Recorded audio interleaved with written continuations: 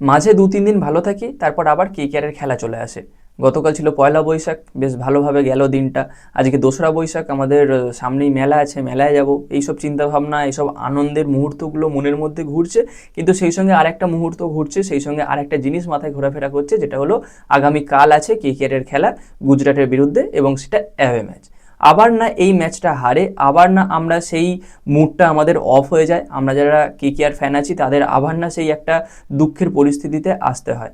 এখন দুঃখ নয়, এখন মানে জিনিসটা রাগে পরিণত হয়েছে, মনকে মানিয়ে নিয়েছি যে আবার হেরে যাবে। কেননা এই মরশুমে এখনো পর্যন্ত যে কটা ম্যাচ খেলেছে প্রতিটা দল, শুধু কেকেআরের কথা বলছি না, অন্ততপক্ষে একটা করে ম্যাচ জিতেইছে প্রতিটা দল, শুধুমাত্র কেকেআর ছাড়া। একটা পয়েন্ট পেয়েছে, তাও সেটা বৃষ্টির জোরে। তো যাই হোক বন্ধুরা, এই ভিডিওতে আমরা বিষয়টা নিয়ে কথা বলবো, যেখানে আগামীকাল আমার মতে কেকেআর প্লেইং ইলেভেনটা যদি একটু পরিবর্তন করে এইরকম হয়, কীরকম হয় সেটা তো অবশ্যই জানাবো আমার মানে পছন্দের টিমটা আগামীকালের জন্য। তবে আরেকটা জিনিস, যদি এটা হয়, এই স্বপ্নটা যদি আমাদের পূরণ হয়, যেটা হলো আন্দ্রে রাসেল অবসর ভেঙে আবার কেকেআর দলে আসুক। মানে আসুক মানে কি, কেকেআর দলের সঙ্গেই রয়েছে, মানে ম্যাচে নামুক, খেলুক, যদি এইটা হয়, তোমরা যারা কেকেআর সমর্থক আছো তোমাদের কেমন লাগবে? আন্দ্রে রাসেলের হয়তো নখের যোগ্য নয় ক্যামেরন গ্রিন, ক্যামেরন গ্রিনের ট্যালেন্ট আছে, ক্যামেরন গ্রিন কোয়ালিটি প্লেয়ার, কিন্তু রাসেলের ধারে কাছে সে আসে না, সেটা আমার মতামত। আশা করি এই মতামতে তোমাদের সঙ্গে আমি একই হব, মানে আমার আর তোমাদের মতামত একই হবে।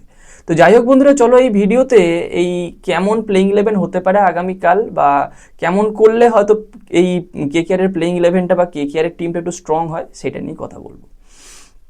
তো কথা হলো, ফিন অ্যালেনকে বাদ দিয়ে দাও, সেই জায়গায় নিয়ে আসো টিম শেফার্ডকে, ভালো খেলবে। ওপেন করুক টিম শেফার্ডের সঙ্গে সুনীল নারিন।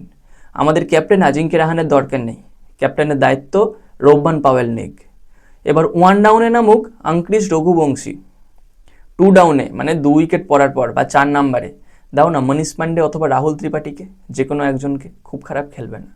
3 উইকেট পড়ার পর মানে 5 নাম্বারে তেজস্বী ধাইয়াকে দিয়ে দাও, ভালো হবে, খারাপ হবে না। 6 নাম্বার মানে 4 উইকেট পড়ার পর রোবমান পাওয়েল, ভালো খেলবে, এখনও পর্যন্ত 2টো ম্যাচ 2টোই নট আউট ছিল, ভালো স্ট্রাইক রেট নিয়ে খেলেছে, রোবমান পাওয়েলকে দিয়ে দাও। 5 উইকেট পড়ার পর মানে 7 নাম্বারে দাও অনুকূল রায়কে, খারাপ হবে না, ভালো হবে।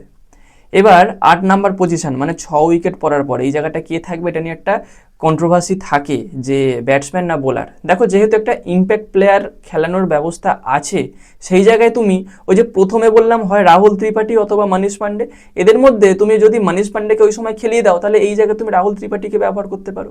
নয়তো তোমার কাছে আর একটা অপশান আছে, সেটা হলো দক্স কামরা, সে কিন্তু বলের সঙ্গে ব্যাট করতে পারে। সার্থক রঞ্জন আছে, ব্যাট করতে পারে। এই জায়গায় তুমি যে কোনো একটা প্লেয়ারকে ইউজ করতে পারো। তারপর বরুণ চক্রবর্তী, তারপর ব্লেসিং মুজরাবানি, এবং সবশেষে কার্তিক ত্যাগী বা সৌরভ দুবে, যে কোনো একজনকে ব্যবহার করতে পারো। কার্তিক ত্যাগী তো ভালোই বল করছে, সৌরভ দুবেকে ব্যবহার করতে পারো। ইম্প্যাক্ট প্লেয়ারের জায়গায় হয় কার্তিক ত্যাগী নয় সৌরভ দুবে, মানে দুটো তুমি ভারতীয় পেস বোলার পেয়ে গেলে, সেই সঙ্গে ব্লেসিং মুজরাবানিকে পেলে, বরুণ চক্রবর্তীকে পেলে, সুনীল নারিনকে পেলে, এবং আর একটা বোলার এদিক ওদিক করে ব্যবস্থা হয়ে যাবে। মানে 5টা বোলার তো তোমার কাছে পারফেক্ট থাকছেই থাকছে। তো অনুকূল রয় রয়েছে, ভুলে গেলাম, অনুকূল রয়েরও একটা অপশান রয়েছে। তো যদি কিছুটা প্লেইং ইলেভেন এইরকম হয়, আমি জানি এই ম্যাচটা হয়তো জিততে পারবে না, মানে বিগত রেজাল্টগুলো দেখে বলছি, তো খুব খারাপ হবে একটা ইয়াং প্লেইং ইলেভেন নামালে।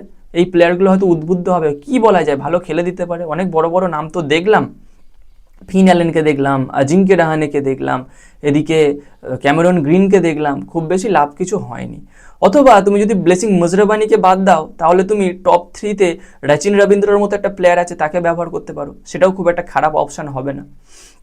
তো এবার দেখা যাক আগামীকাল কেমন প্লেইং ইলেভেন কেকেআর নামায়, কেমন দল নামায়। আমি তো চাইবো টিম শেপার্ড এবং তেজস্বী ধাইয়াকে সুযোগ দিক, হয়তো ভালো হবে, খুব একটা খারাপ হবে না। এই দুটো প্লেয়ারকে দিলে হয়তো কেকেআর ম্যাচটা জিতবে। ব্যাটে একটু স্ট্রং দিক আমরা দেখতে পাবো। বোলিং যা আছে, খুব খারাপ বোলিং করেনি এই বছর কেকেআর। আমরা সবাই ভাবছিলাম বোলিং ডিপার্টমেন্ট দুর্বল, অ্যাকচুয়ালি ব্যাটিং ডিপার্টমেন্টটাই ভোগাচ্ছে এখনো পর্যন্ত কেকেআরকে। আমি তো তাই দেখছি, আপাত দৃষ্টিতে দেখলে এটাই বোঝা যায়। এবার ভেতরে আর কি বলবো, ভেতরে কি আমরা যেটা দেখছি সেটাই তো আমরা বলবো, আমার মতামত।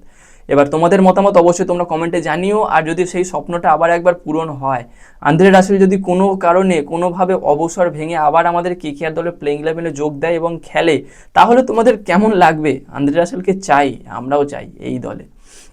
এখনো পর্যন্ত সে যে খেলাটা দিতে পারবে সেই খেলাটা মানে এই আনফিট আন্দ্রে রাসেল যে খেলাটা দিতে পারবে, ফিট ক্যামেরন গ্রিন সেই খেলার ধারে কাছে যেতে পারে না, আমি তো তাই মনে করি।